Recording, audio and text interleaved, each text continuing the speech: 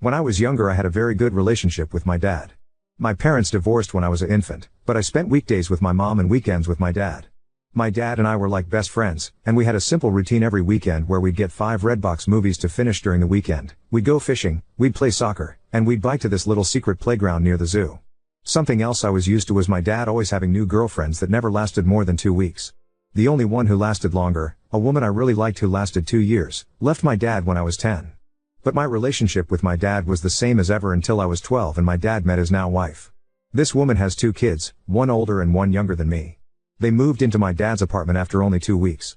My room was already small, but my tiny mattress and 3 small plastic drawers were shoved into the corner of the room to make space for the daughter's bunk bed and dresser. Before I knew it, they started putting my bed in a closet until I came to visit and often would forget to take it out at all. When my dad moved into a bigger house, the older sister got her own room while I had to share one with the younger sister every weekend. The 3 small drawers I had were soon just one drawer because the little sister wanted the other 2 for her toys. Slowly, I started visiting my dad less and less. Then everything went especially wrong when my dad got his girlfriend pregnant after 1 year. They got married and I didn't know that for a whole month because he didn't even tell me. I also didn't know my baby half-sister was born until weeks after she came home from the hospital. To make his new family happy, he started spoiling them and stopped paying child support for me and my mom. His wife is a jobless gold digger who only cooks and cleans in ops. Her older daughter is having her college paid for by my dad, and the younger daughter is the definition of a 10-year-old Sephora kid. As for my half-sister, she is still a toddler but is clearly spoiled and hates the word no. The routine I used to have with my dad is now dead. As for my stepdad, he's been with my mom since I was 5. Apparently, though I don't remember it, I once called him dad and because of that my dad told me I shouldn't love the man like a dad because he's not really my father. Apparently, that's why I started acting like I hated my stepdad. I never knew why I felt that way about him since he'd never been anything but good to me, and in the last few years I've felt much closer to him. He feels like the dad that my birth father should try to be. Over time, my dad has started to treat me differently. He rants to me about his political beliefs and conspiracy theories about aliens and stuff. He also brags about his new business and his new family, and if I ever try to share anything with him he gets annoyed and shuts me up before continuing with his stories. It's like now he sees me as a buddy rather than his freaking daughter. Also, it was during these last few years that I learned the reason he and my mom divorced was not because they weren't right for each other but rather because my father cheated on my mom while visiting his family in Canada. I am now 15, and I have become a completely different person than the one my birth dad remembers. I no longer love the beach or soccer and I now love music and reading and writing. I have written and published 2 books since 2022, and am writing the 3rd in my series.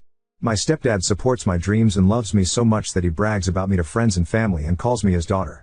My stepdad has an actual daughter who I love like a real sister, though she lives up north with her boyfriend and I don't see her often. Still, though, I love them more than I love my birth dad and half-sister who I'm actually related to. My dad blames me for never calling, though because of how he's treated me lately I don't feel like I owe it to him. I also go months at a time without visiting him now because I no longer feel comfortable at that house. Especially since the bed I sleep on over there is literally considered as their guest bed. In my birth dad's house, I am a guest. Because of all of this, I resent my dad. I haven't told anyone about this so no one is calling me a jerk, but I'm wondering if I am because my dad is in love with his new family and I'm wondering if it's a bad thing I'm not happy for him. Update 1. So, since I made the initial post, I've only visited my dad's house once and, safe to say, I truly am nothing more than an uncomfortable guest in that house. I should start off by saying that every time I spend a few months without going to his house, my dad tries to play all innocent and calls me on Fridays to ask when he should pick me up. I never answer because he always calls me when I'm in a class or busy with studying, so he'll call my mom. But because he never asks me in advance, I tend to have plans on weekends with my cousins, friends, or just to work on writing since I am still working on my 3rd book and it takes a lot of focus that I can't get in his house. Actually, I'm now just gonna call him Eric. He's honestly not been as much of a dad figure to me as my stepdad has. Anyway, it was my mom who had decided I would go over to his house. Despite the fact that Eric hasn't paid child support in over 2 years now and I hate going to his house, my mom says I should just visit from time to time to keep him from getting the court involved. She confuses me, sometimes saying that he's a deadbeat man, but also sometimes saying that he's my loving dad who deserves my respect. However, under the circumstances, I'm fairly certain that nothing would be any different since I never visit him and he doesn't pay child support anyway. In fact, once on Christmas, he bought a bunch of new gifts for his family and wrapped them up and everything. But weeks before Christmas when I was visiting, he drove to Walmart so his wife could do groceries and he handed me $200 and said, "Merry Christmas. Buy yourself something and the rest can be child support or whatever." I bought 2 books, but the rest of the money that was supposedly child support was nothing near to the amount he owed. I have told my mom I would be happier if he lost custody of me and my stepdad adopted me, but she thinks that's too extreme and says, he's still your dad. He deserves your respect and love. Now, about the weekend I visited him, from the minute Eric picked me up, all he talked about was his new family. He talked about the older sister and her boyfriend, the younger sister and the shopping she does, and my half-sister who can now talk a little bit. I stayed silent the whole ride until he asked me a question about my school, and when I answered his question he got frustrated and went into a conspiracy theory rant. I tuned him out for the rest of the drive after that. The rest of the weekend wasn't any better. The older sister did what she always does when I visit and locked herself in her room, only coming out when I left the house or when I was in the bathroom so she wouldn't have to talk to me. And the younger sister had a friend of hers over and her friend had her stuff tossed on my bed and was sitting on it because it's the bed she sleeps in when she has sleepovers. Eric's wife did a poor job of hiding how bothered she was by me visiting. More than once, she has been completely shocked I was visiting because Eric didn't tell her so she couldn't disagree. And also, most of the weekend consisted of Eric taking me and my half-sister to a playground so she could run around with her friends, and I sat on a bench to read but I didn't have much time to myself since Eric kept leaving and told me to keep an eye on my half-sister, who is a wild and fussy kid. I am not a babysitter, and while I am good with kids, that does not mean I enjoy putting my own time aside to look after them when they're not my responsibility. I had to spend 2 days in either pure chaos or discomfort, and I had a talk with my mom about me not wanting to go over there anymore. She said that's fine and she won't force me to go anymore, but since she said that before, I don't believe her. I don't have anyone to really talk to about this, and this whole situation is stressing me out because I don't remember my dad ever being as happy as he is now, and I still sometimes feel like I should be happy for him. I don't know what to do, and any advice on anything I could do would be helpful. Everyone who's commented on my last post so far has said I'm not the jerk and that Eric isn't acting the way a dad should, but he still reaches out from time to time and says I'm his baby girl who he loves. Honestly, I almost cry whenever he says that because it reminds me of how we used to be. Am I overthinking all of this or overreacting? What should I do? Am I the jerk here because I'm not happy for my dad? You should tell your mom the more she forces you to go to your dad's the more it's going to ruin your relationship with her as she's not listening to what you want and how you feel. You should also tell her you no longer trust what she says as she has told you before that she will no longer force you into going but she does it anyway.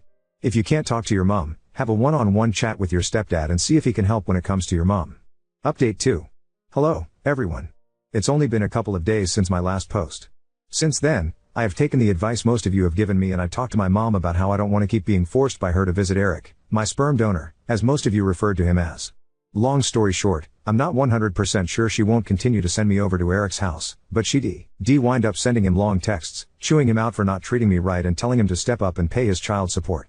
He didn't answer her though, so I followed some other advice and wrote him a long text myself that detailed how I felt about his treatment of me the last few years. The thing is, as soon as I sent that text, he called me to yell at me and called me spoiled and overdramatic. He said it's my fault we don't have a relationship since I never visit or talk to him anymore, and because I mentioned the unpaid child support, he said that I was only reaching out to him for money. I nearly cried during that phone call and wound up just hanging up on him. He sent some angry texts to my mother as well. But later that day, he left a voicemail on my phone saying, "Money is kind of tight for me right now. I'm completely broke. You know I love you, right?" The thing is that I know that's a lie because I'm always seeing my younger stepsister make TikTok videos showing off the Sephora and other expensive crap he buys her all the time. I think I'm done trying. And some of you suggested asking my stepdad for help. I wish I could, but when I asked my mom again if he could adopt me, she said something that absolutely crushed me. Apparently, my stepdad himself said he doesn't feel like he should adopt me. My stepdad is a very kind and sympathetic man, but he's also extremely unconfrontational and thinks it would be like a slap in the face to Eric if he adopted me. Also, because I noticed some confusion about this in the comments on my last update, the reason my parents divorced was because he cheated, but it wasn't with his current wife. My parents split up when I was still basically an infant, and Eric lived in Canada where he jumped from girlfriend to girlfriend there before he moved down here and continued to jump from girlfriend to girlfriend. When I was 12, he met and knocked up his wife, Alejandra, and married her without telling me till a month after Air courthouse wedding. Also, some of you asked how old I am. I am 15. It feels ridiculous that I have this stress on me at my age, and I can't really talk to anyone about it. I can't talk to my stepdad because he's always working and I'm only ever with him when my mom is there too, and I don't like talking to her because she always tells me that I'm too young to really feel how I feel. The last time I tried to discuss my mental health with my mom, I asked her if I could start going to therapy and she said that therapists are dumb and that I can just talk to her or pray to God if anything is wrong. I'm not super religious, and talking to her about anything serious makes me deeply uncomfortable. It's not that I don't love her, since she is my mom after all, but she's pretty intense and intimidating. My dad has not reached out to me again since his voicemail. Frankly, I don't want to even think about him for a long while now. If he suddenly realizes how badly he screwed up with me and apologizes, then maybe I'll try to rebuild our relationship. As for my stepdad, he may not want to adopt me, but he still calls me his daughter, never just his stepdaughter, and I truly feel loved by him. I love his parents like they're my own grandparents, and his whole family is so warm and loving. I might make another update if anything else happens, but for now I'm just going to focus on school and my books. Maybe now that I understand that Eric really doesn't care that much about me anymore, I can finally focus on finishing my third book. I dedicated my first book to him, and I honestly don't regret it. I dedicated that book to the dad he used to be. It's not like he'll ever read that book since he doesn't think it's smart that I want to be a writer, but I don't care. I'm done. Update 3. There were a lot of people asking similar questions, and it was all a bit overwhelming, so I didn't respond to any of them directly, but I will answer those questions here before I get on to the actual reason for this update. So, a lot of you were saying that I should talk to a school counselor or something. The thing is that I do virtual homeschool, and my mom works from home a lot, so I'm honestly just a bit too scared to try that. Plus, even if I did talk to my counselor without my mom being around to hear, I really don't trust any adults to keep these kinds of things to themselves. I know that sounds a bit dumb and paranoid, but it's really just how my brain thinks. A lot of you also said that I should bring up the therapy thing with my mom again, but I know for a fact that won't work. My mom really doesn't believe in therapy and believes that praying to God or having her preach about the Bible to me will solve everything. As for my stepdad, I love the guy like a real father, and I see him as my true dad even if he doesn't want to adopt me, but he really is no help with the therapy issue either because he always just agrees with whatever my mom says to avoid arguments. But I'm doing fine right now though, and I honestly think things are going to start getting better. And I think this because I'm pretty sure my mom is finally gonna file for sole custody and court-ordered child support. One thing I guess I should have made clear is that my parents sorted out their custody and child support agreement amongst themselves when they divorced. The agreement is that I spend weekends with my dad, and he pays my mom $100 per week. I'm pretty sure my dad only stuck to that agreement to keep himself looking good until he could finish his U.S. legalization process, since he used to be an immigrant from Canada. Once he was legalized, he stopped paying child support and began spoiling his new fam. Anyway, I went to my dad's house last weekend. This time, my mom didn't force me, and I actually decided I wanted to go because I wanted to give my dad one last chance. He picked me up from my mom's house, and we didn't get down the street before we were fighting. I was excitedly telling him about a business idea I had where I can make book boxes and sell books with DIY necklaces and hand-painted bookmarks that match book covers, and he was telling me my idea was stupid and unprofitable and a waste of money and time. It was an hour-long drive to his house, and he was getting political or angry over every little thing I said. When I told him I was thinking about applying to colleges like Harvard or University of Chicago in the future, he began to yell about all the dangerous Cuban and Mexican immigrants in Chicago and began saying that Harvard is a waste of time since it's just as good as any other college, but rich people go there, which is why it's so famous. I wound up yelling at him that he can't act so high and mighty over non-white immigrants because he was also an immigrant not too long ago. Also, I never understand why it is my dad is always so racist about Hispanic people when my mom and his current wife are both Latinas. He went on one rant after another, and I was so sick of it that instead of staying quiet like always, I actually argued back. Because of that, my dad spent the whole weekend complaining about my bad attitude. I told my mom about all of this. I think the final nail in the coffin that finally pushed her to want sole custody was when I told her about a rant my dad went on about the difference between men and women. I wound up memorizing and writing down everything he said and texted it to my mom. I asked her not to talk to him about it, but she was pissed at him. Here are some of the things he said. 99% of women want to latch on to rich men. Nearly all women are greedy and unloyal. Men don't like successful and independent women because they're prideful and bossy. It's more important for a wife to respect her husband than it is for him to respect her. It is wrong for wives to make more than their husbands, and so much more. And then he smiled and said, "But you're the exception, pretty girl." There was so much more that happened just last weekend, like him saying some of my guy friends don't count as real men since some of them are gay, and trying to tell me my summer volunteering opportunity in DR is a bad idea since the people there are different, even though my mom's side of the family comes from there. I won't list every annoying thing he did, and I'm finally done. This was his last chance, and he blew it. I just want to say I'm pretty sure my mom is not sending me over anymore. She spent all morning looking for my birth certificate because she's wondering if she needs it for court. She wants to get me full-time, and have my dad pay child support. At the moment, he owes a lot of child support, and having him contribute financially would help me so much with preparing for college. Also, I did not mention the names of my books in the other posts. I didn't share them because I didn't want a bunch of internet strangers seeing my social media tags at the back of the book, but I will share the titles with anyone who DMs me. I will probably make another update if anything else happens. Hopefully, my next update will be after we've gone to court. You are not the jerk. Divorces and parenting are complicated. Your bio dad sounds like a real jerk. He is utterly and completely failing you. I understand why your mom and your stepdad are trying to help you have a relationship with your bio dad. It's one of the things parents are encouraged to do in divorces, because most of the time it's better for the kids.